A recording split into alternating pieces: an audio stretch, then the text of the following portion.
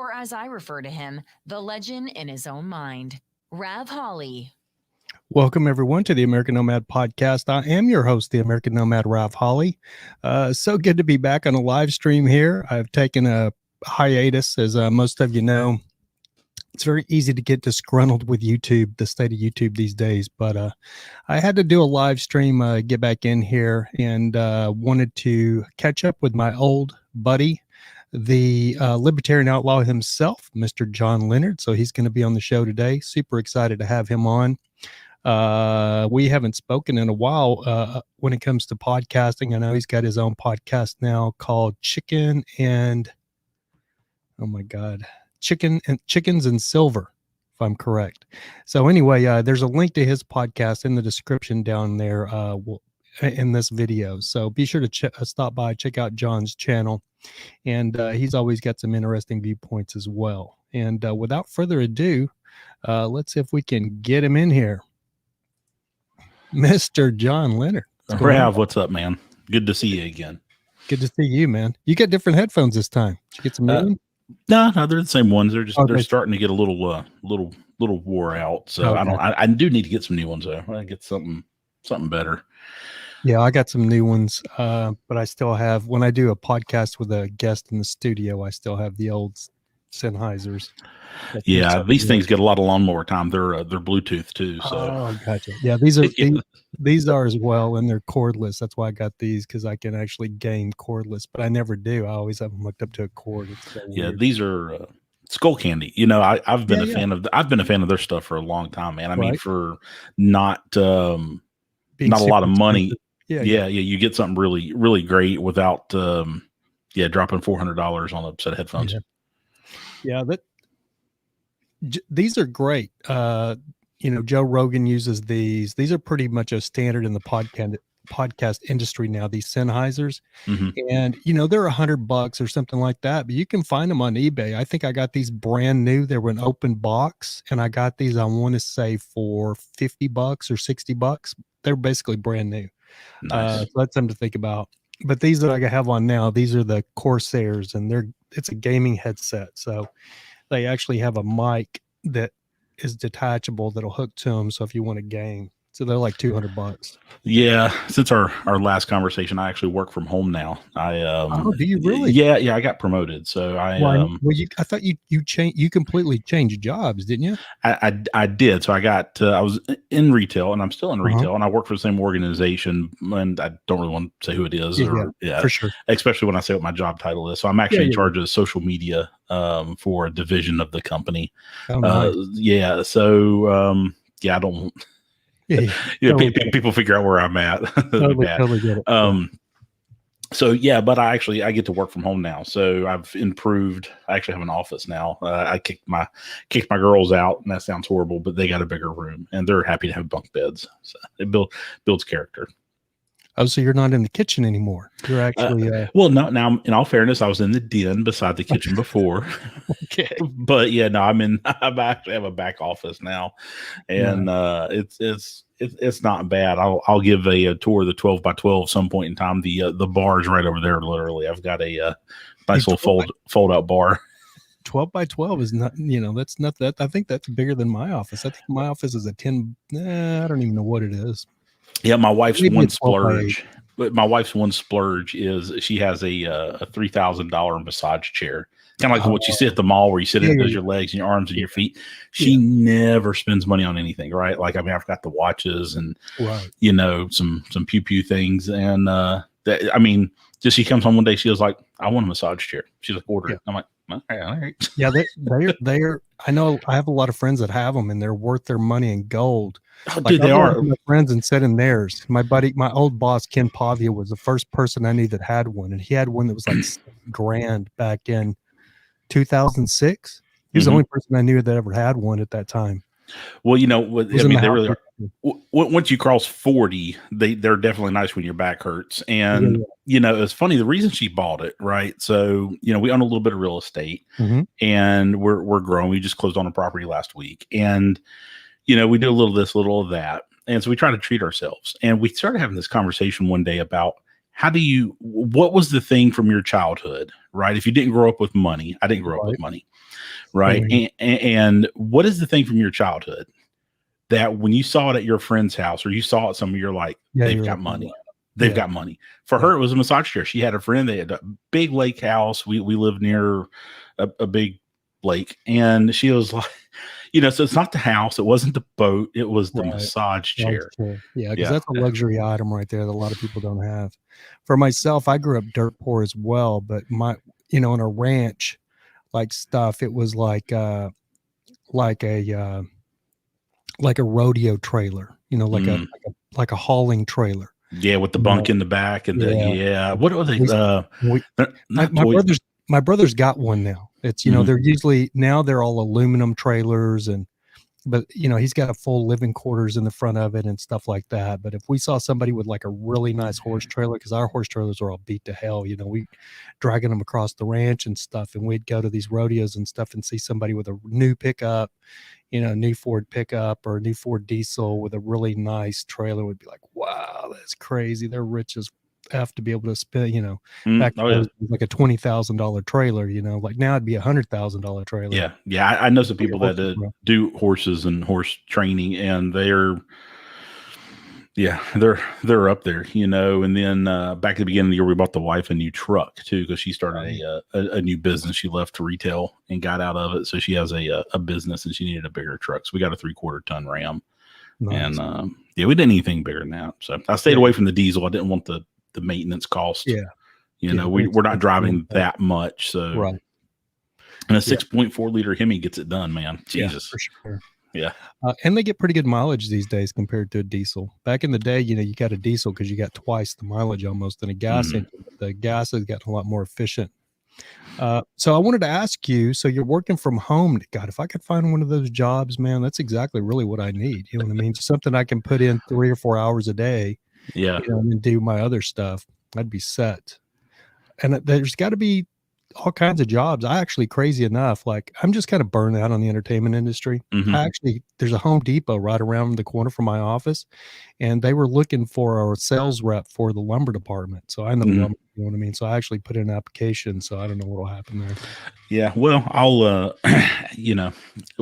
sidebar it as we grow, because my role will have some growth around it. So, the nice thing about it is, so it is a 40-hour-a-week job, but coming from, for everyone who's listening, that's worked in a retail store in management, you're 50 or 60 hours a week.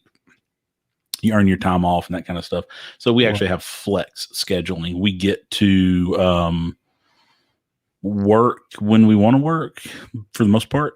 We have to take meetings and stuff like that. But as long as the work gets done, which has been really great. My mother-in-law actually has cancer, and so sometimes my wife needs to step away, and I can watch the kids for an hour or two in the middle of the day. So it's the working world has changed, obviously, and I don't see us ever going back to any semblance of what we were, and that's just one of the indicators of where we're going, right? Like if we don't allow people to congregate together and work together, then the spread of ideas and thoughts becomes digital, which is fine as long as it's an open digital platform. And to your point, when you led the show off, and the reason I've kind of backed off of it too is, where do you talk? Everybody can censor you, and everybody can shut you down and talk about shut you down for talking about what you want to talk about, right? Or we have to skirt around it, right? Like we know that if we say certain words, and this is on YouTube, that it's, number one, you're going to get demonetized. Number two, they might just pull the video straight up, and 3 strikes and you're out. And even free platforms. Well, John, for me, I never even got any strikes. They demonetized my channel just overnight. Like one day I uploaded a video and set the monetization for it, and it wouldn't take it. And I was like, what is going on? And I was like, what? There's like some kind. I thought YouTube was down or something. And then Facebook is the same way. I mean, so I've been getting in the last month, I don't even call them shadow bans. I'll get notifications that, something goes against community standards from 4 or 5 years ago. Yeah. Same. And I'm just like, banned. Oh yeah. Yeah. I mean, I hear stuff I posted in 2009 on Facebook that they've sent me stuff saying this is hateful content. You got a 30-day ban. I've been banned like 6 times on Facebook for 30 days at a time. Yeah, and sadly, I'm getting there, right? And the last one was crazy because I actually posted on someone else's comment, and it was a picture of my oldest starting back to school when they were talking about their kids starting kindergarten, and I said, "Well, it goes by quick," and it was like a screenshot of a collage, right, of him in all the years of school, starting school, and just on their own volition, because I reached out to this person on, so I was like, "Hey, did you report that or something?" She was like, "No." And on their own volition, they tried to ban me, saying that I was spamming the account because it was a repetitive photo of the same person. They lifted it, but I mean, it was like 3, and I'm like, yeah, that goes. I mean, it's their platform. I'm AI. I'm a free enterprise guy, but like, geez, man, like, oh, I totally agree with you. And getting into the stuff we can't talk about, which that's why I decided to do the show, because I'm just going to talk about it. I haven't been talking about it because it's what got my channel demonetized, was talking about the vaccines. Mm-hmm. And with what's going on with the vaccines right now. So if you saw my title of today, I want to reiterate, I know I put out, if you don't really watch my stories on IG, but it's constantly about stuff that's going on with the vaccines. Now, are you familiar with the term the leaky vaccines? Mm-hmm. Yeah. So a lot of people have never even heard that. A lot of people are out there pushing vaccines that are the pro-vaxxers, and they know nothing about leaky vaccines. And once I hit them with that information and start hitting them with the facts of what leaky vaccines did with the Merrick's virus, which is chickens. I had I had a virologist on Twitter come back and go, this was yesterday. She come back and go, well, we're not chickens. And we're not cooped up in pens 6 days or 7 days a week and slaughtered after 6 months or something like that. I said, well, yet. I said, well, scientists, damn near everything that they freaking do tests on for human use we're not, every animal. We're not monkeys, we're not dogs, we're not cats, we're not rats. All of those things they use in human trial or human testing for trials until they get a vaccine or whatever they're working on, from shampoo to lipstick or whatever. They use it on animal testing. We know this. That's why PETA throws a fit about animal testing. So I said chickens, just because, it may be chickens, doesn't mean it can't happen in humans as well. You know what I mean? We know that Merrick's, from the testing that was done on Merrick's back in 2015, they showed that the vaccines, the leaky vaccines that they used to treat Merrick's in the poultry industry, caused variants of the Merrick's virus that have become very hot strains, hotter than Merrick's used to be, and now it's absolutely deadly to chickens. So if that were to play out in COVID, it would be pretty scary thing after a certain amount of time. But my whole thing is with the vaccines is the reason people don't trust the vaccines is because they're being shady about it. They're not being transparent. They're being shady about it, just like the leaky vaccines. Everybody thought that they were getting what's called an ideal vaccine. In the science community, there's an ideal vaccine, and then there's leaky vaccines. An ideal or perfect vaccine is like what we got when we were children. It's like the polio vaccine, the mumps vaccine, even like I don't know if whooping cough, but all of those childhood vaccines that we got, those are considered perfect vaccines. And a lot of those vaccines actually use a part of the virus. Like these vaccines use mRNA technology, which is not part of the virus. So part of the problem is they gave all of these vaccines out knowing that they were leaky vaccines, and they won't admit to it till this day. If you say something about a leaky vaccine in a science group that are pro-vaccine, the whole conversation just stops.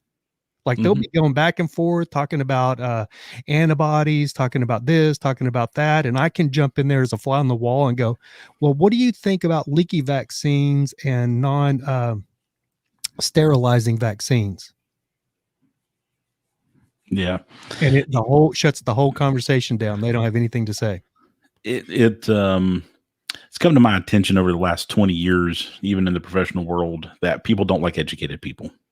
They don't like for you to be self-educated, understand what it is that you're talking about. They want to be representative of the group of knowledge, and it really is where elitism comes from. Okay.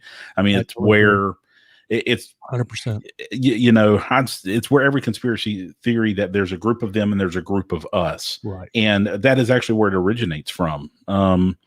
So, in all disclosure, right. So I'm going to sit here and I'm going to lead off by, no, we shouldn't be having forced vaccines. We shouldn't have mandates. Do I think the vaccine is a global ploy to depopulate the earth? I don't think so. I hope not. I mean, I could be wrong. I mean, who knows what's going to happen in 5 years, right? But for full disclosure for the listeners, so I got the vaccine. I got the Moderna. And I'm going to tell you why I did. And number one, it's work.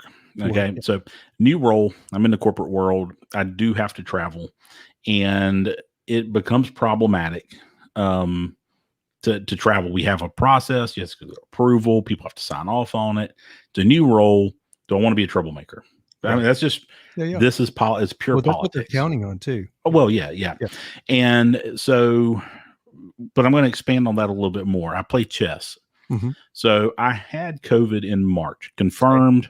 I felt like crap. And I'm going to tell you, it's short of one time when I had the flu, it's the worst sick I've ever been.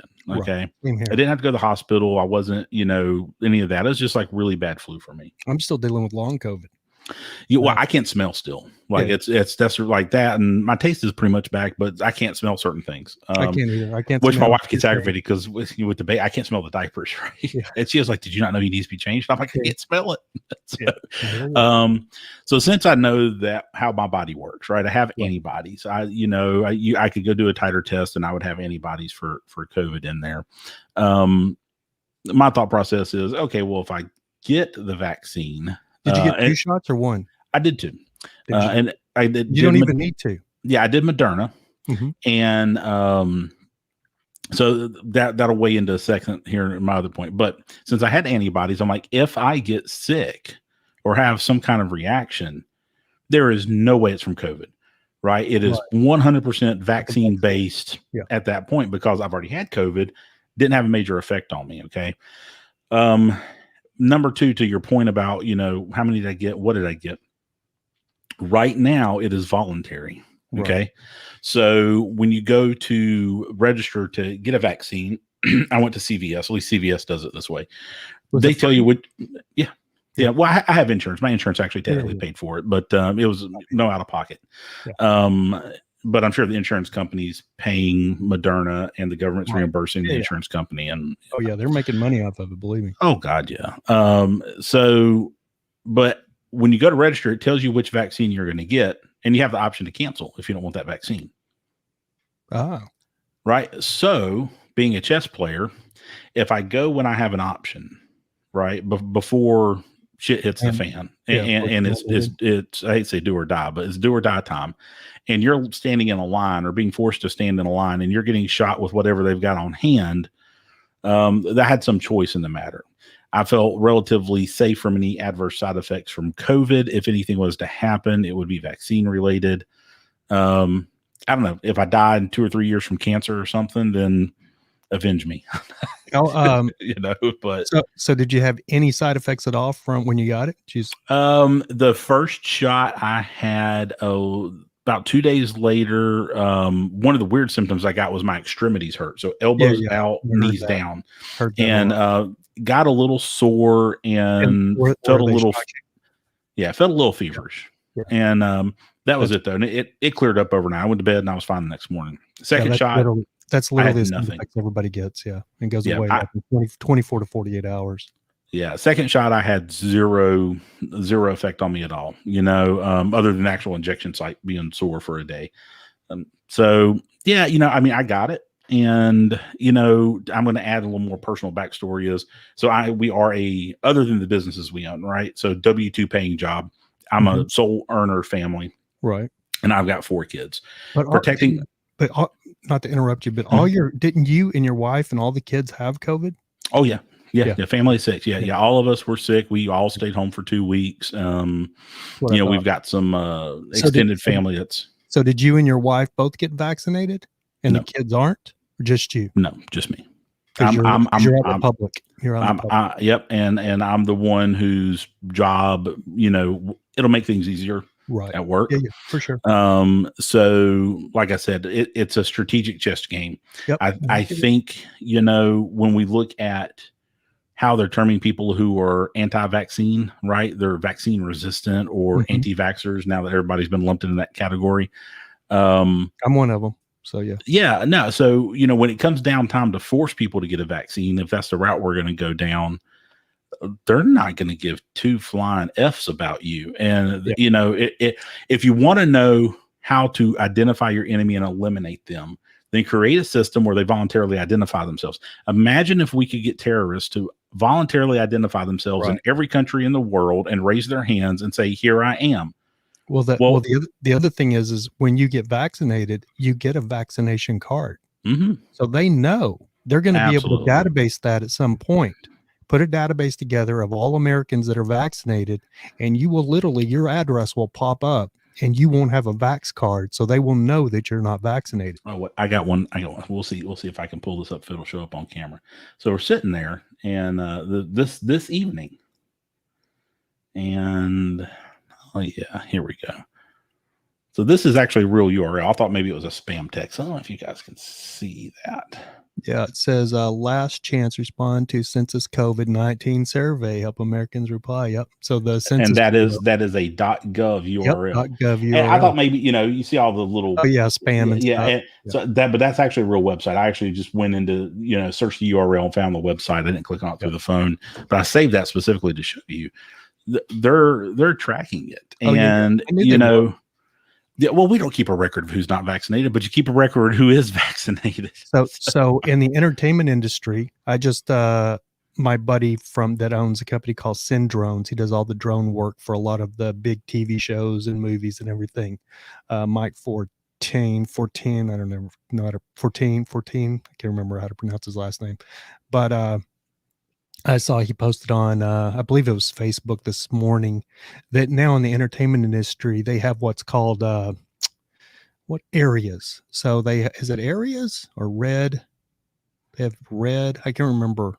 So they have these distinctions. So there's like an A area, a B area, and a C area. So now A area, which they had this back in the original COVID when the studios first started opening up. Now it's back to A again. So if you're going to be anywhere in A area, you have to be vaccinated. So that's anywhere in contact with the actors, to be right on set or anything like that, you have to be vaccinated. So basically people that are, and it's funny because I had a couple of conversations this morning with some very, very, I could put their name out there and you'd know exactly who they are. And they're like, so what does this mean? Like one of them is like, well, I guess I'm headed to the Howard Johnson. And I said, we'll just head to the Motel 6 because they leave the light on for us because we're not going to be working. You know what I mean? Yeah. But really quick, I want to jump in and I want to, because everybody, I'm branded an anti-vaxxer now, and I've specifically said, I don't know how many times, I'm not an anti-vaxxer. If I was to step on a rusty nail, I haven't had a tetanus shot in 15, 20 years, but if I was to step on a rusty nail, I would literally be beelining it to the emergency room to get a tetanus shot because I do not want to get lockjaw. Yeah. But the difference is a tetanus shot has been around for how many decades? Oh yeah. Decades and decades. Yeah. And that's my whole problem with these vaccines is the simple fact that they were rushed. They were rushed out. This new FDA approval, I was talking to a friend this morning and he's all upset because he said, I knew you anti-vaxxers was going to move the goalpost. We knew you were going to move the goalpost as soon as they were FDA approved, then you'd be saying you didn't trust the FDA.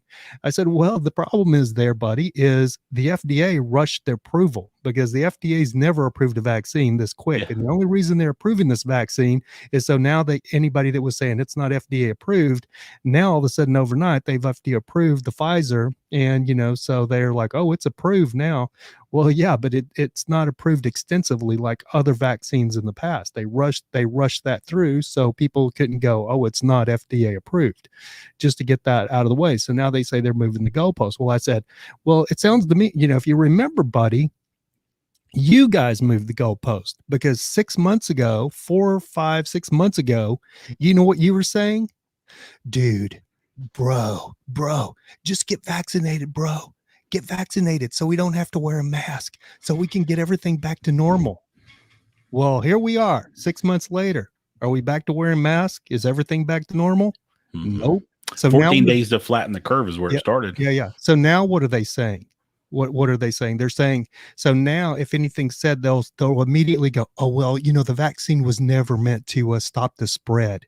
It was never meant to stop the spread. It was just meant to keep hospitalizations down. They're just parroting what they hear on freaking CNN. You know what I mean? Mm-hmm. Because 6 months ago, they were like, dude, just get the vaccine, man. Just get the shot. Just get the jab so we can go back to normal, so everybody can stop wearing a mask. You know what I mean? So they've also moved the goalpost when it comes down to it. But really quick, I want to say that I found out this morning that my brother-in-law in Dallas is very, very, very, very ill with COVID, with the new Delta variant. And so if you saw my titling about I'm not vaccinated, but there are people out there that I do believe absolutely needs to get vaccinated. It's kind of one of those things where you just have to weigh the risk. Mm-hmm. And it would be like if I got cancer tomorrow.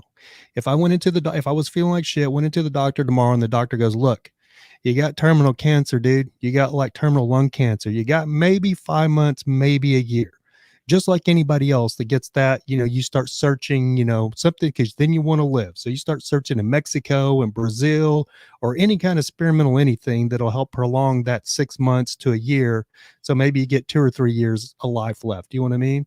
So I really do believe that, with these experimental vaccines, which that's what they are, I really do believe that, like my brother, like one of my best friends, Jerry Rangel, he passed away from the original wild strain of COVID in December. This was not Delta variant. This was the wild strain, the original strain of COVID.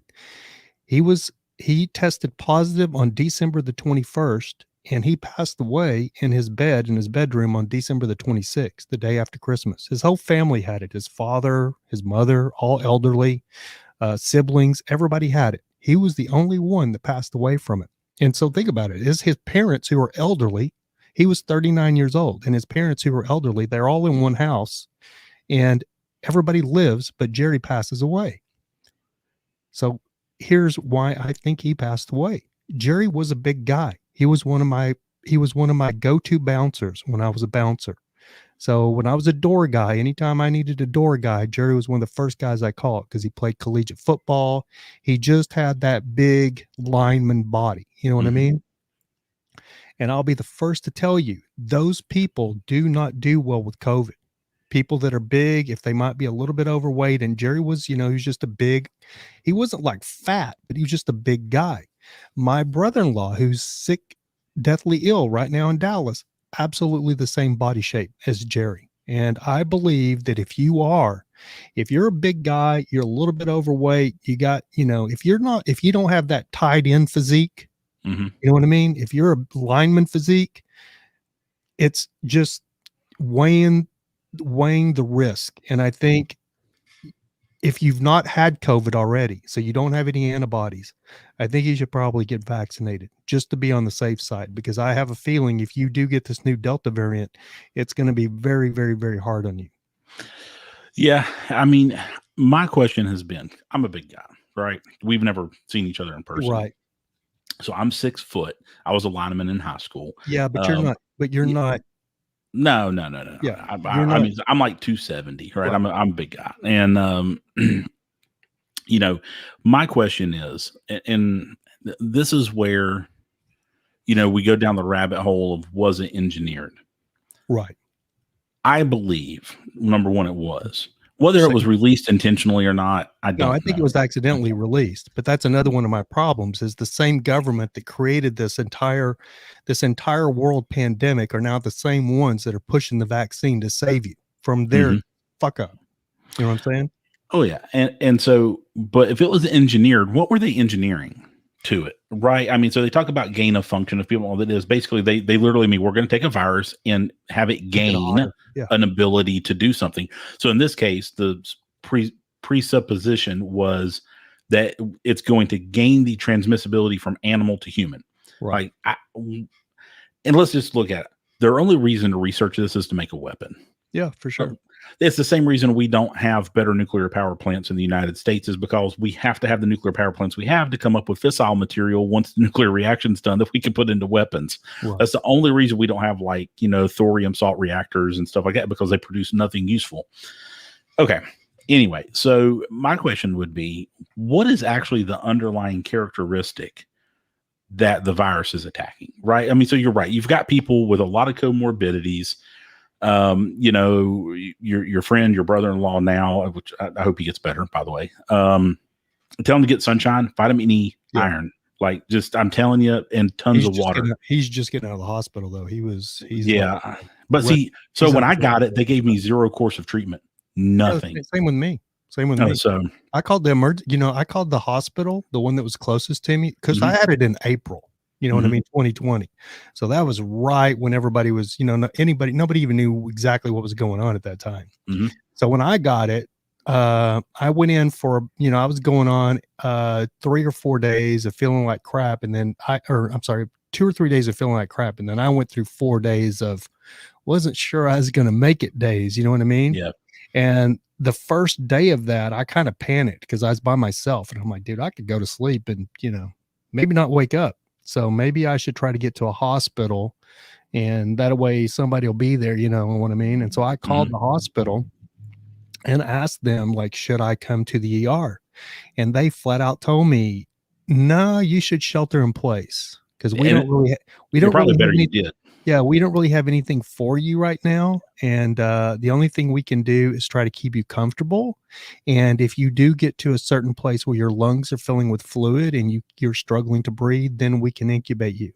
Well, when she said that, like, I had just watched a Joe Rogan podcast with Mike, God, I can't think of his last name, Young Long, I can't remember his last name. But anyway, Mike Yo, he had COVID and been in the hospital, and he refused to let them incubate him because at that time, 80% of the patients that they were incubating died.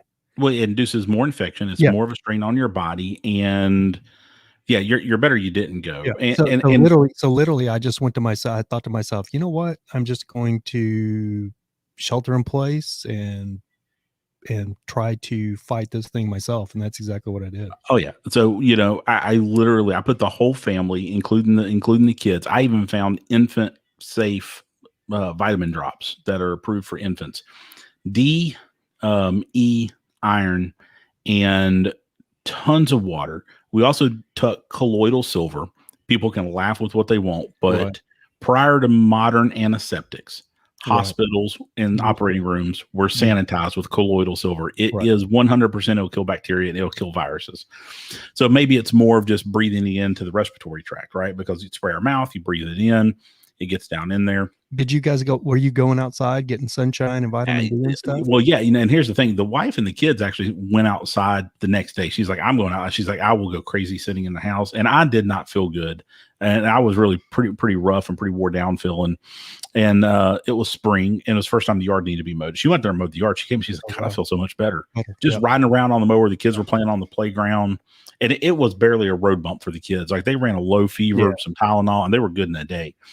And so after that, I was like, well, I'm going to go outside tomorrow. And I went outside, and I just started feeling better so much quicker. But 2-3 times a day on all of those high dose vitamins, but they don't give you a course of treatment, because if there is an approved course of treatment for the drug, then they lose funding. Right. It's not a pandemic. And I would argue actually now it's not a pandemic anyway. It's an endemic, disease, just like flu is in our population. I mean, this is 2 years. At some point, you just got to call a spade and say, okay, it's here, but we're going to be managing it the rest of our life. It's never going to go away. You're not going to eliminate it. I totally agree. And so this leads people to, look at Australia. Have you looked at much stuff coming out of Australia? That's insane. They've lost their minds over there. They completely dystopian. Yeah, they're forcing kids, right? So being a dad, I look at everything through the lens of a dad, right? And this mom's just screaming at these people. The kid's nose is bleeding because he's been swabbed like 2 times a day for a week in this apartment building, that they're forcing everybody to get swabbed and locking them in the apartment building like they're in China. And the kid's crying. Australia that would lose. I never would have thought it either. Me either. Given a lot of the Australians' independent spirit. But when we take a step back and let's play the elitist global chess game, they have a large economy, but they've been in a housing bubble longer than anybody else. Right. Okay. They were psychologically manipulated into voluntarily giving up their weapons after a shooting, which has been tried so many times here in the United States. Right. And just the want of the Australian people to be a pleasant and nice society, which they are, they went along with it, and they went along with everything. And now there's an active disinformation campaign on social media, people posting, saying that they live in Australia. I'm pretty sure they're bot farms that are posting this stuff and replying to people. Oh, that's not happening here. And I get the really strict lockdowns are in Sydney. Is it Sydney? Right. Or maybe it's Brisbane. I'm sorry, I'm not good with the Australian geography. Forgive me if you're in Australia, okay? But they are like, oh, I'm in the north of the country. I'm out on the beach. We can go anywhere. Well, that's good for you, but that doesn't actually mean it's not happening. Right. And then you see videos. You see videos of people protesting. You see videos of kids being put in handcuffs. You see videos of kids being ripped away from their parents and their parents being put in handcuffs and drug off. I mean, literally drug off. And the number of people independently on Twitter, TikTok, Facebook, whatever you're on, Instagram, from all over the world that are now relaying a message of, I wish I was in the United States. Right. And just directly looking at the camera and telling Americans, do not give up your guns. Yep. We now understand that you are the literal last defense on the face of the planet against this, because we're the only country that has the ability to stop it internally. Which is funny because, for the last 5-6 years with this whole gun, or even longer than that, with this whole gun debate, they always go right to Australia. You know what I mean? Mm-hmm. Oh, look at the Australia gave up their guns and now they have no gun crime kind of stuff, even though they completely ignore the fact that like knife crime is through the roof in UK, Japan, all these countries that, prohibit you having a firearm. No knife crimes, but they're taking your kids from you involuntarily and forcing them through a stadium to get vaccinated. And some people are like, well, the stadium wasn't a forced thing. Okay, well, that's fine. But locking you in your house and telling you have to have papers and sending police to check on you to make sure you're there, and the military. Yeah. I mean, number one, they're using the military, right? Which is a violation. Just if nobody on this podcast is aware of this, is a straight violation of your Fourth Amendment rights. You just cannot do that. But unfortunately, Australia doesn't have a freaking constitution. No. So and I guess, technically going to get under, they're still part of the British Empire, right? The Queen is still their queen. The Just Queen like can put it to stop. Like Canada. But, the royal family's complicit in the globalist agenda. I mean, they're one of the wealthiest families in the world and control everything. Probably are the wealthiest family. It's all hidden so much. It is so hard. It's so hard to say. Yeah. If you trace it back though, they're not even, this is the craziest thing. If you really delve deep down that rabbit hole, you find out, They're not British. They're not British. They're German. No, they're German. Yeah. The Windsors were German. Yeah. Yeah. Which is so crazy. Wife's really been in all these period pieces lately. Yeah. How did they become like I've watched a couple of documentaries on it and read some books about it. And I'm just like, how did they become like, if they're German, how did they become like the king and queen, of like Great Britain? It just didn't make it's all inbred family. Right. Yep. And there's a famous photo prior to World War I starting where all the kings from across Europe were in the same room, and it literally, someone goes in the effort like, oh, here's how they're all related. They're literally all like first cousins and second cousins, and then in 6 months they're at war with each other. And then you got to step back and go, well, wait a second, were they actually at war with each other, or were they just having their people fight each other? But if you ever look at them, like what was the Russian family, the royals that got assassinated back in like the 50s? Oh yeah, the Tsars, right? So Tsars, If you look at the Russian Tsars and you look at the UK royal family, there's pictures of the real Russian Tsars, that whole family that were assassinated. There's really pictures of them. If you go, because we talk about, or there's the bloodline that all of these royal families are all over the world. All the royal families at one time are all related.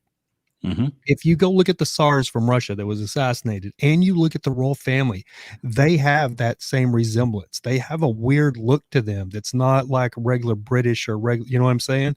They have a distinct look. If you look at Prince Charles, you know, the redheaded kid, not so much. I can't remember what. That's married to Meghan. I don't know if that was the milkman or what, you know what I mean? But he doesn't have that distinct look that the rest of those royals. But if you look at Prince Charles, his mother, William, they all have that distinct royal look to them, which is exactly like the Tsars in Russia, which was, you know, in the 50s. They still have that pasty white. They just, you know, I don't want to be impolitically correct or, you know, sound racist. But they just have a weird porcelain look to them. Well, and when you dig further, right, and we'll go down the money hole, they're actually also all kin to the Rothschilds. Yeah, exactly. And so the Rothschilds set up banking in all of these countries and set up branch offices. This is where the Rothschilds got their money, if people don't know.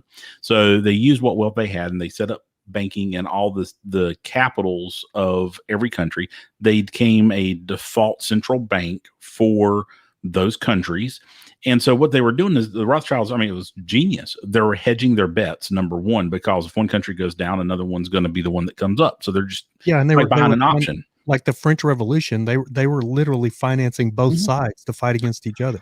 Yeah. And so then it becomes they marry into the family, and then the family is, you know, and that's really one of the reasons the Rothschilds have continued generation after generation into what they're currently doing, and they stay under the radar. They fly under the radar. You know, a couple of them you'll see them pop up on the wealthiest people's list, but you don't actually know what the family fortune is worth. Everything's tucked away in trusts and real estate, and it's all hidden very well. And they all have access to this money at any point in time.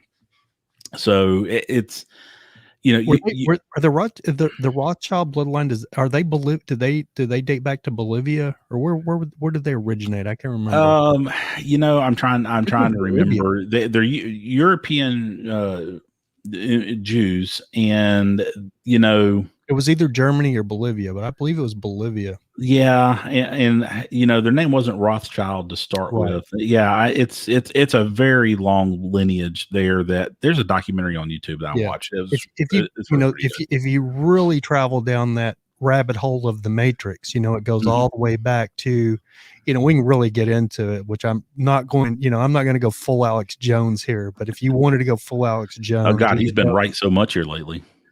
There's a whole hashtag. What AJWS? Yeah. Alex Jones. Oh, AAJW. Alex Jones was right or something like that. Crazy. But you know, it goes all the way back to like the ancient bloodlines, and then all the way back to you know, like the stonemasons and the Masons. And then if you even look at the United States, everybody thinks like it was founded on Christianity, it's all a Christian country and everything. But if you start looking at the stonemason stuff, a lot of that stuff goes back to the Egyptian, you know, and the ancient Sumerians, that religion. If you look at like the what the hell do they call those? The monoliths, or, you know, like the Washington Monument. Monoliths. Monoliths. That's actually, like, you know, in Egyptian, that's actually symbol for a penis. You know that, right? Yeah. And then if you look like at the Washington Monument, and then you start looking around the world, like in the freaking like the Vatican in Rome, there's one of those ancient Egyptian monoliths that's actually from ancient Egypt, right in the middle of Vatican City. You're like, why do you have why would the all-seeing eye in the church is there, and then you have, you know, an ancient Egyptian monolith that's actually from an ancient Egyptian, when, you know, Catholicism is supposed to be based on Christian religion? It doesn't make any sense. And then you start going into these churches and stuff all over the world, and you find the all-seeing eye, and, you know, all of this all Mason stuff, you know what I mean? And then you go back to even the founding fathers of this country, and you have like George Washington and all of these founding fathers that were actually Masons. They were all Masons when it comes down to it. And then have you seen the map of Washington, D.C. that's got like it's like the streets turned into a pentagram and stuff? I mean, is that coincidence? I mean, how did they do that? That's kind of that's kind of weird, right? Like, just a coincidence that they engineered the streets. And then if you look at it from above, which they didn't even have air travel at that time. You know what I mean? Right. Well, so the architect for DC was Lafayette, right? Yeah. And so he's from France, he actually built the stonemason lodge. He designed the stonemason lodge that's in Washington D.C. That's not far from the White House. I mean, the arrangement of the buildings in DC, they make up a lot of symbology. And I mean, maybe some of that's been lost on the American people, but make no mistake about it, that people that you've never heard of are making decisions about things that are going to drastically affect your life here in the very, very near future. You don't even know who they are. You don't even, if you look at the Bilderberg group, if you look at the CF, Council on Foreign Relations, when people ask me, and you hear like Joe Rogan and these people, talking about the shadow government, it's a shadow government, but it's still right out there in the open. They have the Bilderberg meeting. You know how many people that have never even heard of the Bilderberg meeting or don't even know what it is? You have Bilderberg, you have the Council Davos, Skull and Bones. People have heard of that, all this stuff. And then, if you even look at like the Republicans that, they all adjourn up in Northern California at the Bohemian Grove. If you look at that old footage from AJ, you've seen it probably. Yeah. I mean, that's straight out of some, Eyes Wide Shut bullshit. You know what I mean? That's some pretty freaked out stuff when you got a bunch of people, Walter Cronkite from back in the day and all these powerful people. Ronald Reagan was up there, Nixon, you have them all up there and they're sitting around chanting around a 60-foot owl. I mean, that's just not normal, all dressed in robes with tiki torches. So the AJ will just do that. That way we're still going to get. I'm so we're going to get hammered anyway. So I was actually he popped up on a podcast. And it's I Love Prosperity that I follow. It's Jake Ducey, who he's got several books out, and it's great. It's about finance, and then he hasn't said anything. And this past Sunday, boom, he drops an 1.5 hour long interview with Alex Jones. Oh wow! So that's a huge score, right? If you're a podcaster to actually get Alex Jones on your, now he was in the InfoWars studio, right? But to get Alex Jones to do an interview. And so, but Alex Jones, basically he put it very succinctly. So this goes back to something that, that are near and dear to me, right? So child sex trafficking. Right. And he said, this is really simple what they do to people. He said, they bring you in and they go, hey, we're going to help you do X, Y, and Z and get you where you want to do. But here's the deal. We got to know you're on our team. So, we've got a 15-year-old girl over here, right? So it's not a infant. It's not an 8-year-old. Right. We want you to sleep with her. She's a prostitute. And then we know that you did that. That way we know you're on our team. So that's the deal this is your buy-in. This is your poker chip to sit down. But the deal is what I believe you're right, going right down the road on that, the correct road. But the deal is they don't tell you that. They bring those girls in as, like eye candy. And then you're sitting there as an innocent dude pretty much, but then you're seeing like Bill running around, you're like, oh, well, if he's doing it, and they're like, hey, it's like, this is open, mingle. And make no mistake about it. People who get into these positions, that seek these positions are out for power, right? They're that's why you see so many politicians and so many scandals, is because they're power hungry and they're driven in a way that other people aren't, and it just doesn't register with a moral sense of direction for a lot of them. And so it starts off, I'm not going to say that's inconsequential. I'm not, but it starts off with a small issue. That's how Epstein made himself. Well, yeah. And then it builds. The next thing you know, you're at meetings and they're like, okay, well, this 8-year-old screaming, here's a gun, go shoot her. And then you're on the hook for everything, right. And there's no, these are not people who are going to be self-destructive. They're not going to destroy themselves to do the right thing morally, because if they were, they never would have sat down at the table and had a conversation with the people. Right. So they've got them. And that's where the whole thing starts, and they suck more and more people into this. And, here's the really sad part. These people think they're smart. The people that join these groups willingly think they're smart. They are probably the worst kind of pawn that you could possibly have in this strategic match, right? They think that they're safe and that they're immune from whatever is coming because they've helped, bring it about, right? It's Right. the SS officer who thinks that I'm just following orders and I'm going to be no, you're not. And they're going to put you out before any of us, if it comes to that, would ever get to you, because they're going to try to clean up and they're going to, leave no trace behind. I mean, man, there's just, how I get, there's just so many things I could go down here with what these people do. But, we'll circle back around to the vaccine, and I'm just gonna talk about a little bit what I think is where it's going. Right. So you've got a story came out of, Washington, Oregon. I have to find it again. High school up there putting ankle monitors to track the kids without that wasn't vaccinated. That's not vaccinated. Yeah. And here's the thing: it's always dystopian. I mean, that's as racist as you get. I mean, that's a discrimination, not racist. That's a discrimination. That's completely discriminatory. This is about your children. Everyone watching this, make no mistake, this is not about you and me. I'm fat. I'm in my 40s. They give two shits less about me.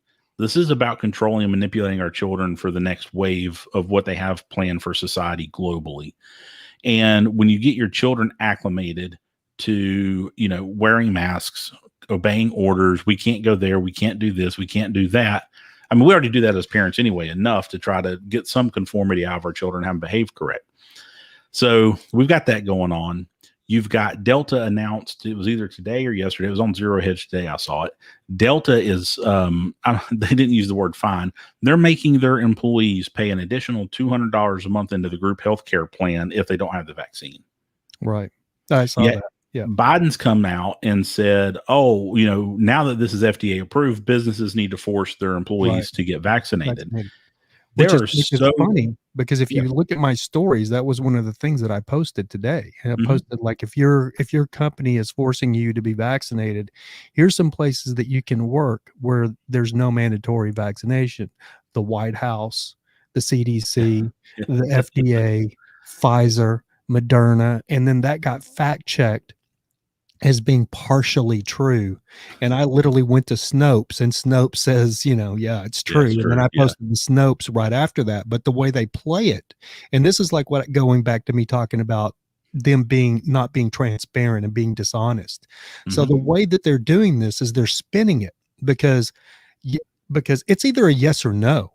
Do you have to be, let's take the White House right now. Do you have to be vaccinated to work at the White House? Is it a mandate as a White House staffer that you have to be vaccinated right now?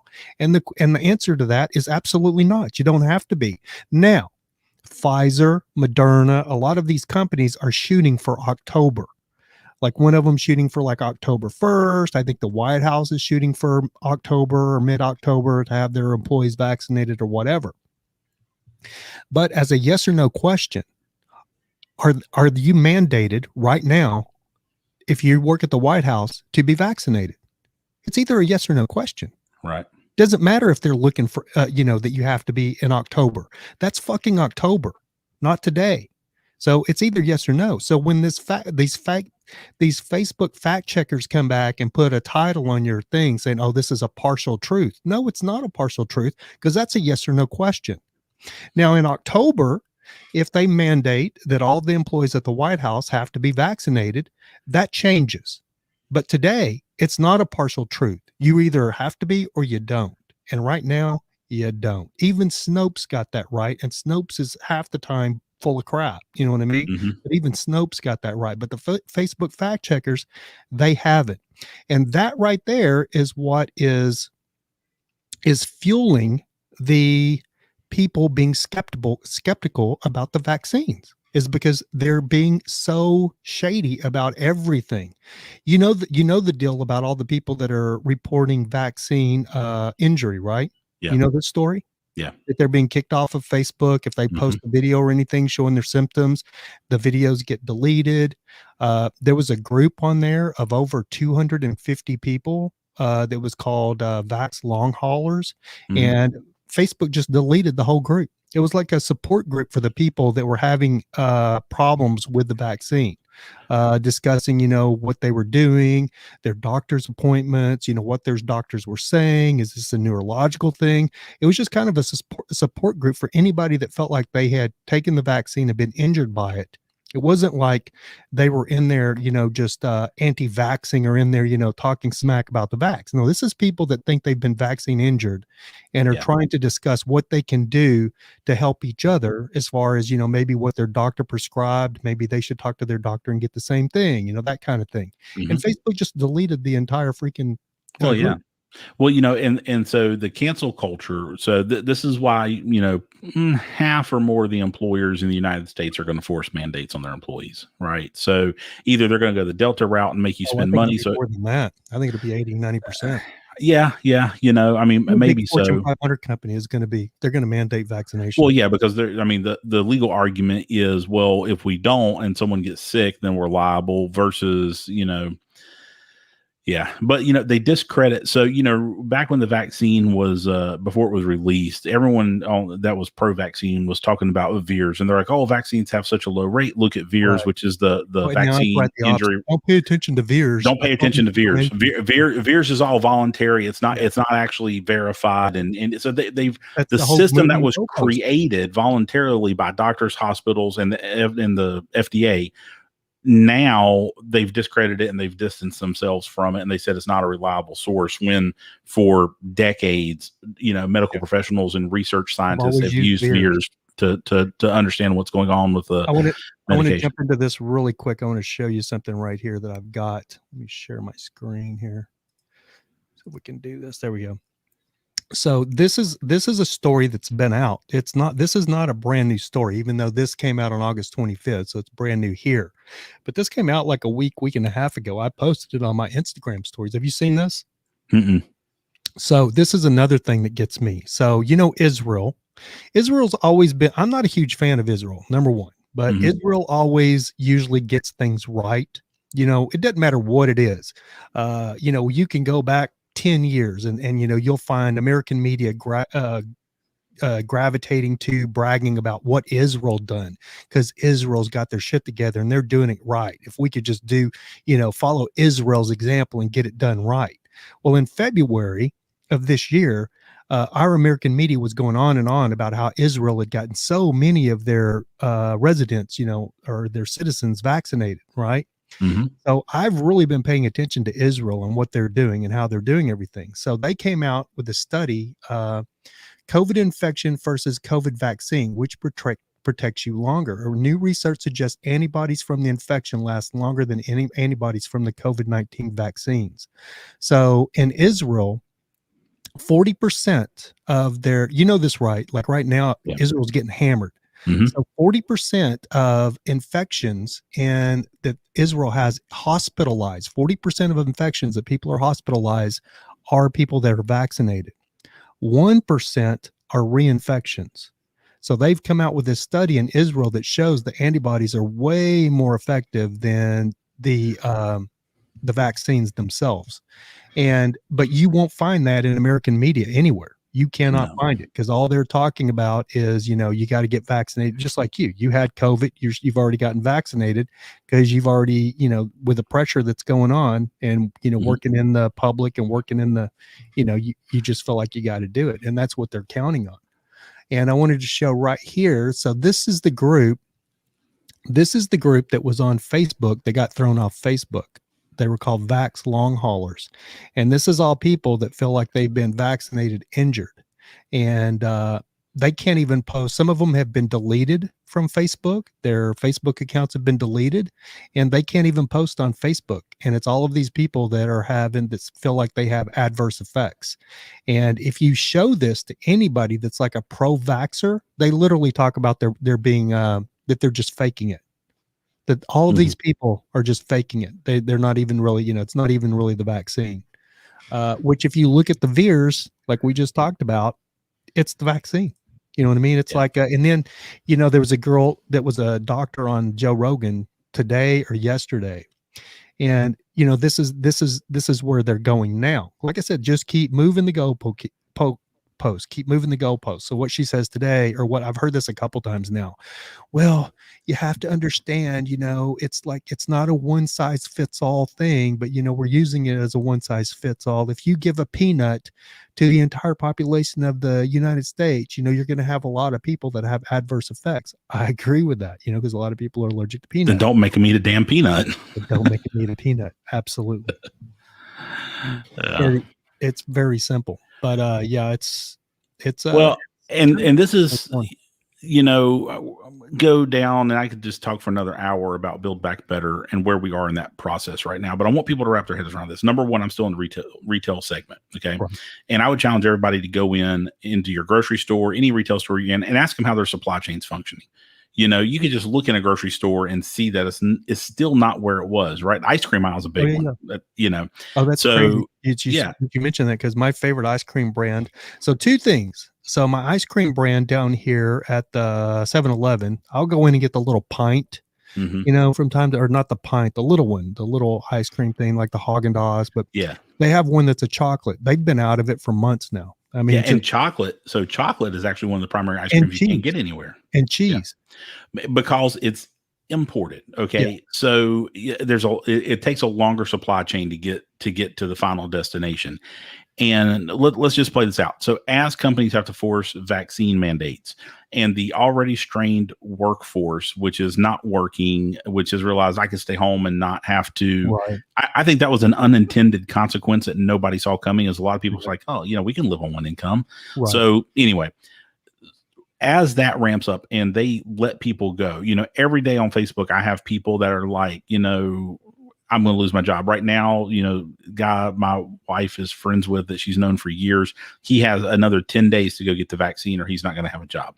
Medical professionals are being terminated at a high rate. These people were heroes last year, and now they're not. Yeah, that's law enforcement. Today, the DOD announced that all members of the military have to get vaccinated. Right. They've sped that up by a month and a half. So the question becomes: are you going to court martial everybody, or are you just going to discharge them dishonorably? I don't know what the route on that is. I don't claim to be a military law expert. Okay, that seems like a lot of court martials. If you're, what gets me with the medical field is these doctors and nurses now that are being terminated, basically, if they won't get vaccinated. These people worked through the entire wild strain of COVID with no vaccination. And we were talking about what great heroes they were. And now, because they won't bend the knee and kiss some ass and, run out and get vaccinated. So now we don't need them anymore. Yeah. Of course, Delta is overwhelming the hospitals, but let's fire doctors and nurses. Fire the people that can save your life.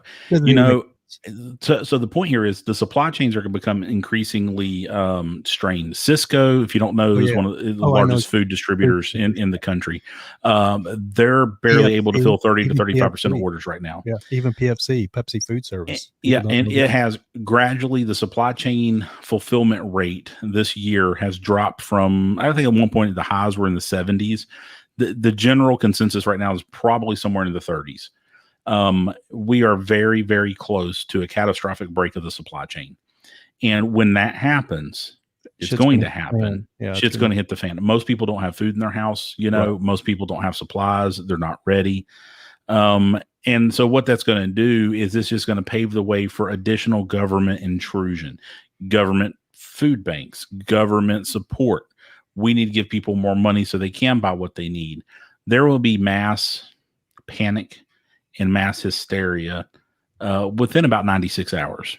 You can have all the money in the world, but it does you no good. Yeah, and I learned that, and maybe it's kind of part of where some of my awakening began. In 2005, I went to New Orleans after Katrina, right after they opened the city, to open up a Kmart. FEMA was giving out $2,000 MasterCards to people just on the spot. You'd walk to the table, you'd show them your ID, they'd give you a $2,000 MasterCard. Nothing was open. You can't eat a piece of plastic. Right. So we were down there, running to Kmart, bringing in stuff that Kmart didn't normally sell, just to try to supply people, because Walmart couldn't open because it takes 100 people to run a supercenter. Right. And we were able to run a Kmart with 8 of us. So we were pretty tired. But the point is, there's going to be mass panic, and no amount of money can actually cure that. Right. The other thing is, and this goes a little deeper, is when you start talking about like, oh, well, the government can print money to pay for all the social programs that they want, this, that, and the other. One thing they cannot pay for is Medicare and Medicaid. because it is a promise of a service. Right. It is not, there is no amount of money in the world that if there's no doctors, you can get the service fulfilled. But And the now other thing people don't realize, as well as I do, if the Federal Reserve is just printing money, that's another thing that people don't get. These kids about, free college and free this and free healthcare and free that and free this. Nothing's for free. Somebody's got to pay for that. Nothing is for free. And like Biden is talking about, he's going to, wipe out $300 million worth of student debt or something like that. Somebody's got to pay for that. Mm-hmm. And just like all the time, the entire time that we were locked up, we talked about this, months ago, when everything was locked down and everything was closed, and the government's, I just saw today that they're talking about putting out another stimulus check. I've never gotten one. Did you guys get any? We did not get the last largest one because we'd already filed taxes for last year, and our income, because we worked ridiculous and our employers were open. Right. We had ridiculous bonuses. Absurd for retail. Right. You were getting that extra pay. And so we actually capped out. We didn't get anything. Gotcha. And then but we do get the child tax credit right now. Right. So it was a very convoluted system to try to opt out of it on a monthly basis. So that started July 15th, runs through the end of the year. So that's 6 months of payments from the government going to our bank account, which, for the record, I'm buying physical assets with that will cash flow in the future, because that's what I'm going to do with the money. But like with myself, I never got any of that. I never got even one of those stimulus checks. I just felt, I did get unemployment for about 2 or 3 months, but never got any of the stimulus checks. Never applied for them. I even got a thing from the IRS going, "Hey, you got this money sitting here," and I just never replied to it. But my point is those stimulus checks that were going out when everything was closed down, 90% everything was closed down, maybe 15% of things were operational during the lockdown, maybe. And the government's, just printing stimulus checks like there's no tomorrow. That's all money the government doesn't have. Right. And the argument is that eventually is going to catch up. If the system is built the way that we've always looked at it being built, eventually, it might be 10 years from now, that hyperinflation is going to catch up, because it's just adding trillions and trillions to the national debt. Because the money that the government has, this is so simple, and I don't understand why this is so hard for millennials and Gen Zers to understand this. The money that the government has, the money that the government spends, is money that they are getting from us through taxation. And if they are not getting money because everything's locked down and nobody's working, then where's this money coming from? Yeah. And that it's so, they create it. And this is which is going to cause hyperinflation if the system. So that's what we're going to find out, John. We're already in hyperinflation. Well, we're in the beginning stages of it. And when a bag of Doritos are damn near $5 a bag. Yeah. There's an entire, you're touching on something that's a very large scale macroeconomics that most people don't understand. Right. So we just bought some more real estate, right? So real quick, so wiring some money to the attorney's office. I'm talking to our banker, and she's like, "Well, where did you learn all this stuff about real estate?" I was like, "Well, I've spent the last 7 years studying and learning it, so I would be able to do this, and understanding how money works." And she's, "What do you mean you understand how money works?" She's worked at a bank for 30 years and has no idea. And she has no idea. Okay, and she's the branch manager. And I looked at her, I said, "Where does the money come from that your bank loans to people?" She said, "Well, you deposit your money, we loan it back out." I said, "No, you don't. Not at all." I said, "The money that we put on," I said, "You've worked here for 30 years. I said, what does the bank call our bank accounts? Are they an asset or a liability?" She's like, "Well, we call them liabilities." And I said, "Well, why is it a liability?" She said, "I don't know." I said, "Because you owe me the money." Yeah. The loan is an asset because it makes you money. Yep. And I said, it makes them interest. I said, "You have a reserve capacity at the Federal Reserve." I said, "And as long as you hold that there, you're able to FDIC approved." Yeah. I said, you can loan up. It used to be 10 times. Now it's actually uncapped. You can loan up to 10 times as much money. I said, so if you put $1 million on deposit, you can loan $10 million out. And she's like, "But where does the 10 million come from?" I said, "When you hit the keystroke that says we're giving you a loan," I said, "the money's not there." I said, "Do you think your credit card company at Capital One has $10,000 sitting in a bank vault somewhere ready for John to go swipe his credit card, buy a new watch? No, the money is created when you use the card. If people can understand that the money is created when the debt is created, because that's the actual asset that they need. And the problem with that, now you extrapolate that out, and it's global because we're the reserve currency. That happens in every bank and every central bank in every country in the world. So Japan is creating US dollars in loans denominated in dollars on dollars that nobody can even account for. Yep. The Federal Reserve has really stopped keeping track of M1, which is their on the books money, right? So they were like 7 trillion or something like that, or 28 trillion. Yeah, but the way it was created was the way it should have always stayed. But it changed in the 40s when the bankers all got together, which, back in the day, most people don't, they hear it, like it's a fairy tale. They hear this like this literally fact, like it's a fairy tale or like it's a conspiracy theory. But back in the day, every US dollar was bonded by gold that was sitting in the Federal Reserve or was sitting in a mint. So every dollar, that's why there was only so many dollars out there in circulation, because they could only print what they had on hand in gold. And at some point, the bankers got together and said, well, if we start, lines of credit, and that's what people don't understand, these lines of credit, just like what you just said.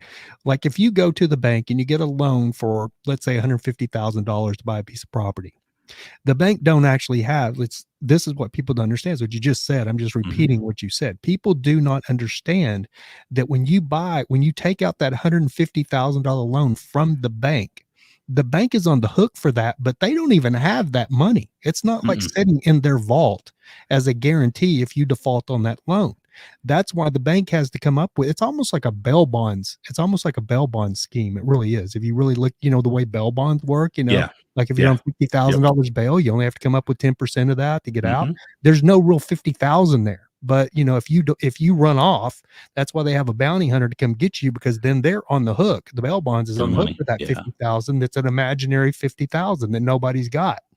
Then that's the same way when you take out a loan with a bank. It's not really there. Where the money is you paying for that $150,000, paying it back into the bank, and the bank drafting the interest off that. That's where the money comes from. And all those interest payments accumulate. So the bank actually does have some physical currency in the bank. So the bank is worth all the money that's the interest. But when you take out a loan, you're not taking out the bank is not guaranteeing your $150,000 loan. That's why it's so important for you to pay it back. That's why in, what was it, the 90s, that we had the savings and loan collapse. Remember, savings and loans. Remember, savings and loans used to be just about like a bank. Everybody had a savings and loan. They didn't have like a Bank of America or Wells Fargo. They had a little savings and loan, and then they collapsed because when that market collapsed and the housing was it the housing with the savings and loan? It was before the housing market bubble. Yeah. Savings and loans was in the 80s, and that caused a lot of reform in banking. In banking, and I mean, it rolled all the way over into like 401ks and stuff like that. I mean, so there was a lot of financial instruments and derivatives that came to fruition out of that, and then the system continued to be manipulated further, which led into the .com bubble, which led into housing bubbles, and so that's long. My buddy, my brother from another mother, Christopher Hawley, just jumped in the room. My buddy from across the pond. 4-8, what is? Oh yeah, he's over in the UK. The UK. What is going on over there, Mr. Hawley? What are things like over there? What are you guys doing? How is the COVID going on? I know you guys were getting hammered by the Delta variant. See, that's another thing I look at though, John, is I've really looked at like the UK. I've looked at the Netherlands and India, because those are three countries that were literally getting. Oh, you're in the caravan. You're in your motorhome, your little motorhome. So I was looking at those three countries because they literally were getting hammered by the Delta variant. Remember? And then all of a sudden it just dissipated. It just went away. So I'm wondering if that's what we're going to see here. And India passes out ivermectin to everybody. I'm just saying.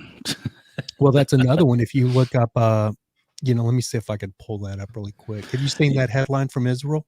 No, is it on ivermectin? So there's a study that came out of India. Everyone's like, oh, well, it's not been studied. So there's now actually a peer-reviewed published paper, and it's actually published on the NIH's website, where it discusses the fact that 2 doses of ivermectin saw a 73% reduction in hospitalization rates among healthcare professionals, because that's who they were giving it to, as some kind of, like, maybe it'll work. And they actually did a real study, and it actually, a 73% effective rate. Way beyond any kind of delta or deviation, standard deviation that they would have in the study to prove that it actually worked. So every time somebody mentions that ivermectin or people should be taking ivermectin, I post it from the NIH's website. Well, what's funny is just today I saw a thing come across my news feed saying, the FDA is saying that ivermectin is for horses, and that so many people are dying and getting sick because they're taking ivermectin, right? So this is Israel. Can you see this on the screen, John? Yeah. This is from the Jerusalem Post, and it says Israeli scientists say COVID-19 could be treated for under $1 a day. Double-blind study shows ivermectin reduces disease's duration and effectiveness of FDA and WHO caution, but the FDA and WHO caution against it. Why do they caution against it? Because it's not big pharma. It's cheap. Because ivermectin has been around for 40 years and it's cheap. And so if everybody's treating COVID with ivermectin, they don't need to get, they may not need to get vaccinated. They may not need, all of this medical care. Have you seen it? As someone who worked in an establishment that sold ivermectin for livestock, don't go buy ivermectin for livestock. You're not a 2,500 pound animal. Right. You see that box, it says 3 milligrams on it. I promise that there's more than that tube. Well, the deal is here's what's funny, because I didn't really know anything about ivermectin, and my dad, is a rancher. So I've got text. I should pull this up. But so I have text messages from my dad from months ago. My buddy Christopher Holly says, resist the vax, Rav. I know you will. Christopher Holly says, yeah, we are. Let's put this up here. See what Chris has to say. Christopher Holly says, yeah, we are on 0 COVID restrictions in Wales. We are waiting for the winter storm. 80% vax rate here, double jab, now booster in autumn. Yep. So I think that's going to be a hamster wheel for the people that are already vaccinated. You're going to be getting your booster. But anyway, to go back to my dad really quick. So months ago, probably 6 months ago, maybe not quite that long, I was having a conversation over text message with my dad, who's 82 years old now. And he was telling me that he was, dosing ivermectin. Well, it's got to be horse ivermectin, because where did he get it? You know what I mean? But the great thing about my dad is he's very versed on livestock. So he knows how much to give a colt. He knows how much to give a grown horse. You know what I mean? He knows how much to give whatever he's given, because he gives penicillin to cattle. He get, he's almost like a doctor or a vet almost. You know what I mean? Well, medication's always about weight. Yeah. So he knows how to weight that. So he's been dosing ivermectin. And I didn't even know anything about it, but he was telling me, that that's what they were doing.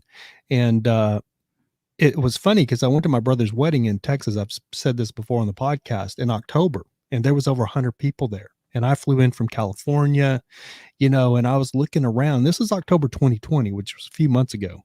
And I was looking around, and I'm looking at everybody hugging and all of our older relatives. And I'm just thinking, and I'm still on the fence on everything. I just don't know. In October, I just know that we were dystopian lockdown here in LA, and it was crazy getting off the plane in Texas, and everybody's just unmasked and just running around like there's no such thing as COVID. So I got to my brother's wedding, and I remember my brother, I was like, are you a little bit worried, like if somebody, like one of our relatives, older relatives, were to get sick, but nah, I ain't worried about it. And then, that my dad and my brother look at me and they're like, well, the only one of us that, at the wedding that we know of that's had COVID is you. Yeah. And then, I'm riding around with my brother for 2 weeks, who's all about, I ain't wearing he's never even had a mask. You know what I mean? He's going to convenience stores. We're going to the bar, everywhere, while I was over there. Yeah. We took a little trip last week, got away, and where we are in North Carolina, it's very much like that. It's small town, rural, and we went to a larger metro area for the weekend, a 3-day weekend, and they've reinstated it. And everybody just, they were eyeballing us like, where's your mask? You got to put your mask on. People start at the door, you need to put your mask on. Yeah. And so I've had that walking around outside, people giving me the stink eye because I'm walking around outside without a mask. So my brother from another mother, Christopher Hawley, says, do you believe if anybody's paying it or watching the show, Christopher Hawley, my buddy Christopher, he's in the UK, he's in Wales across the pond. He's not in the States, but he asked the question, do you believe they have these detention centers for the unvaccinated? So to answer that, Chris, I didn't believe that, but I'm starting to wonder with what's going on in Australia. I'm seeing some really alarming stuff that John and I were talking about earlier on the show with the things that are going on in Australia is like something out of, the novel 1984 or, a new world. It's pretty alarming.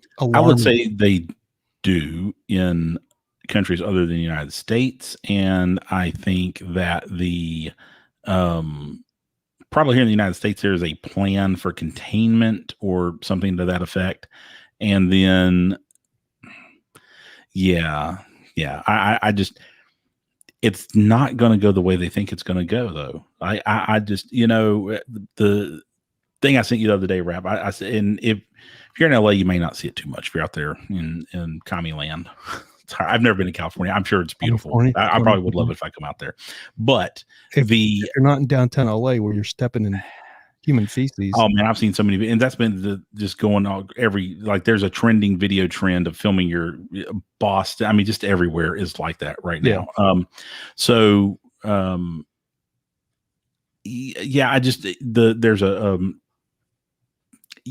I live in the South. Okay. And anywhere that's rural right now in America, you could ride around neighborhoods, right, and subdivisions in more rural areas, and you're going to see a predominance of Black American flags. It is becoming a symbol of the resistance, right? So it's a play off of, if you're unfamiliar, it's a play off of what kind of flags you fly during battle, right? So if you fly your normal colors, then your unit is abiding by the rules of engagement, right? So the standard rules of war: we'll take prisoners, we'll treat you humanely, right? You're not a militia, right? A red flag is we're going to kill everybody, including women and children, and burn your town down. A black flag is we're not going to kill women and children, but we will not surrender. We will not take prisoners. We would die for our cause, and we will kill you, and we will not let you live for our cause. And there's a lot more people identifying with that movement than I think people currently understand.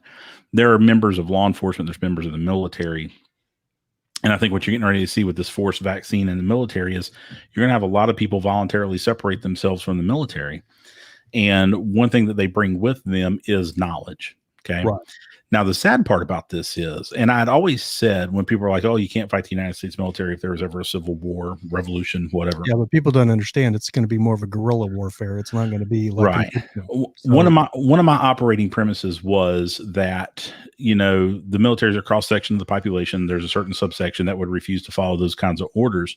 Right. Well, if you bring everybody back home, to your buddy Chris's point there, he asked about Afghanistan. If you bring everybody back home in a hurry, and you sort the wheat from the chaff by forcing them through a funnel where if you do this, you're one of us, and we know that you're committed to our cause.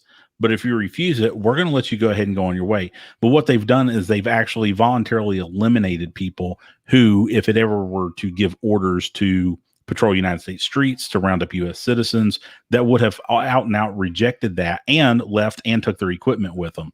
Right. But if you depart those people from the military early and voluntarily, then there's your strategy to bolster your forces and secure your units within the military because you know where those people stand. And I had never, right? So I'm a chess player. I had never thought about that, right? And I'm like, oh, that son of a bitch just slid his bishop over. And this is what they're doing, right? So to your point about Afghanistan, it's planned. They want everybody to come back home. The other part of Afghanistan it's another hour-long show, is they're the world's richest source of lithium. Yeah. And if you followed the news this week, China's already there. They've already struck a mining deal with the Taliban to mine in Afghanistan. Russia's in on it too. Yeah, everybody. I think that's the reason we've been there for 20 years was because we need that lithium for cell phones. Oh well, we thought we wanted oil and heroin, and actually, we've been outmaneuvered by the powers in the East and in the West. East, and China's outmaneuvered us again. China has converted most all of their cargo ships to the ability to carry troops and land helicopters. They 100%, as soon as we're out of Afghanistan, within the next 12 months, they're going to invade Taiwan. They're already in there. They're already getting in there. There's nothing we can do about it. Negotiations with the Taliban already. Yeah, there's nothing we can do to prevent China from taking Taiwan. And I had a very scary. Sorry, the other thing they don't realize is, and I don't know if you know this, is China has went around the world and has leased out every port that they can lease. Do you know this? The port here in Long Beach, that's the second largest port, and I think it's the second largest port in the United States. You have the port of LA, then you have Long Beach, and then I think you have Houston. I think Houston's a third. But China leased out the port right here in Long Beach. They're in control of it. They run the Long Beach port, which is the second largest, I believe, in the United States. Well, we have Button Liquor 37 in the chat from Twitch, and he says Republicans are scum. Republicans are scum, and he's repeated that I don't know how many times. And you think for Republicans, I agree. I totally agree with you. And Democrats. Joke's on you. I get off on that crap. Yeah, same here. He said the unvaccinated should be jailed. Oh, the unvaccinated should be jailed. Yeah. Okay. It was funny. I tell you what, come. Is my answer for everybody? Come on over. Yeah, we'll have a conversation about. You're vaccinated. I am vaccinated about it, but my kids are not, and my wife is not. And so if you think you're going to come over here and do anything to my children, maybe you will, but I'm going to promise you, as the saying goes, the ground that's beneath my 2 feet are free.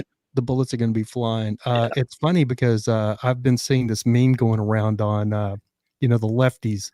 I've been seeing this meme going around on Facebook, and it's like the Taliban with their or ISIS with their black flags, and they're like in their little Toyota pickups or whatever in the Middle East. You know what I mean? And it says they're Taliban, and then under there, have you seen this? And it's like a picture of like a whole Trump, one of those Trump brigades. Oh yeah, I have seen that. That's where our former director of the CIA agrees with. He retweeted that. The Trump flags and all that, and it goes our Taliban. And it's so funny because I love trolling them. You know what my caption is for that when I see one of these lefties post it? I always put under, always comment, and I say like, well, their Taliban just took over a country. Are you gonna feel very safe in this one when our Taliban takes over this one? And it's like deathly quiet. I think I should say after that. It's so funny. Yeah. So that, if you didn't know, the former director of the CIA, who also headed the National Security Agency at one point, is a retired 4-star general. Yep. Now that he's retired, he's completely out of public service. But just to give you an idea, it's not like he had an attitude shift. He ran all those organizations. Yep. He retweeted that in support of that premise. And the Department of Homeland Security has declared that people who are unvaccinated or resist vaccination are on the terror watch list, that they could possibly be domestic terrorists. They have terroristic trends and tendencies. I guess this depends on how you define terrorism. Yeah. I mean, if you define terrorism as, look, the government's going to come to your house and make you do something, and if you don't do that, then you're a terrorist. Well, the whole I don't know what to tell you. This whole thing about they can force you to take a needle in your arm and force something into your body is just, that's my whole problem with the whole thing right there. You know what I mean? Yeah. Like, well, when they stack up on my door outside, I don't know that level 4 is going to be enough for them. The deal is, we've been talking for a long time about what's the old saying, the needle that breaks, or the stick that breaks the camel's back, or whatever. Breaks camel's back. Breaks the camel's back. I mean, that could be one of them. And it's just a matter of time until somebody gets pushed too far. Somebody like yourself that is not vaccinated, that has a family, and all of a sudden they're told they can't go to work. You know what I mean? But they got a whole, that's going to, eventually that's going to push some buttons that could really lead to some the downfall of a lot of things. Well, chaos theory and game theory, it's always out of left field, something that nobody saw coming, right? Yep. So it's gonna be some seemingly insignificant town event. This way, every war kicks off. Okay, I mean, the Archduke Ferdinand getting shot and killed in and of itself should not have spurred a world war. You know, shots fired in Lexington should not have spurred a revolutionary war. Yeah. But it's always some seemingly insignificant event that people then rally behind. And, you know, it's hard to say what it's going to be, but it'll be something. And I've told everybody that, you know, I've been on this path and I have, timing's been off on one or two things, but Rav, have I been off on anything in the last 2 years, Nope. man? Like this is all coming. We've both been pretty much dead on. I said today in my Twitter or my Instagram stories, because I was going back and forth with this girl on Twitter, who's, you know, super pro vax, and I was hitting her up about leaky vaccines, which she didn't know a whole lot about it. And it was funny because all of these people follow the thread, and one or two people that were in there following the thread were freaking scientists, virologists. And it's like I said, I'm on Instagram, I'm on Twitter spitting truth about leaky vaccines. And I posted one of the scientists' Twitter page, and I said, this guy's following the thread and he never speaks up or anything and says anything I'm saying is wrong or misinformation. It's just dead silence. Doesn't say a word. Yeah. Christopher Raleigh says, I'm moving to Afghanistan. I'm moving to Afghanistan so I can have the billions of pounds of guns to defend my family against tyranny. Man, right now is not the place. I don't think Afghanistan is the place for anybody to be right now, unless you are the Taliban. Yeah, they sent out a security alert a few hours ago, right before we did the podcast, to stay away from the airport. That's you know, what I feel bad for are the veterans. That so many of them just feel like they, you know, gave up limb, life, and for nothing. You know, they feel like, I was listening to one of them earlier. He was actually, I think, on MSNBC, and he was saying that, you know, I know, he goes, all of my old Vietnam vet friends for all of these years have been telling me about what, you know, how they felt when they come back. And he goes, I always assured them that we would never feel like that it's a different time. And he goes, today, I feel exactly like those Vietnam veterans did. Yeah. And buddy, we just hit an hour and a half. We're going to have to wrap this thing up. I'll give you the last word. I'll give you the last word, John. Well, so yeah, I mean, my last word is people need to prepare for massive supply chain disruption. That's always been my point. You need to protect your family with food stability. You need to protect your family physically. The best thing you can do is blend in, right? I know that seems counterintuitive to people who want to prep and have all the bells and whistles and that and the other, but you know, it's one of those things. If the power grid was to go down, as an example, and you crank up a generator, everybody knows who's got stuff. Yep. You need to be able to blend in and conform as much as you can conform, to play along as long as you can play. But most importantly, you've got to make the mental commitment one way or the other. Absolutely. I just want to thank you, buddy. It's always a pleasure to have you on the Absolutely. podcast. Totally appreciate it. We'll have to do it again maybe next week if you're if you can.